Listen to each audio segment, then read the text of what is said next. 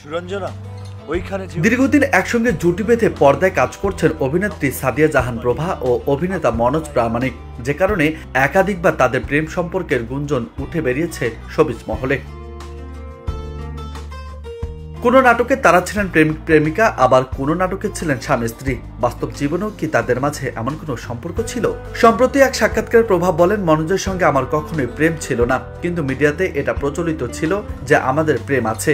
এ কারণে মনোজের সঙ্গে আমার স্বাভাবিক সম্পর্ক নষ্ট হয়ে যায়।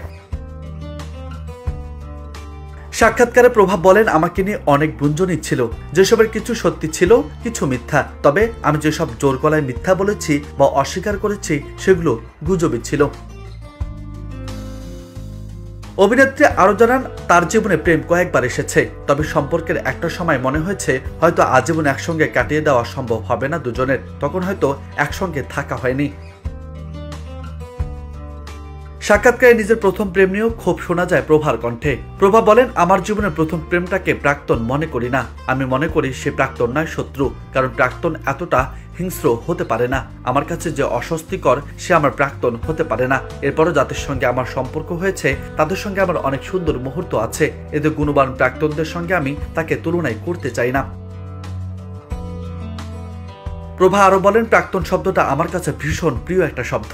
যে মানুষটার সঙ্গে খারাপ ঘটনা ঘটেছে বলেই তো সম্পর্কের শেষ হয়েছে, তার সঙ্গে সুন্দর ঘটনাও কিন্তু আছে। প্রাক্তন আমার কাছে সুন্দর একটা নাম, তার সঙ্গে সুন্দর মুহূর্ত ছিল, আমার জন্য রাতের বেলায় দাঁড়িয়েছিল, এটা করেছে ওটা করেছে, অনেক সুন্দর স্মৃতি থাকে।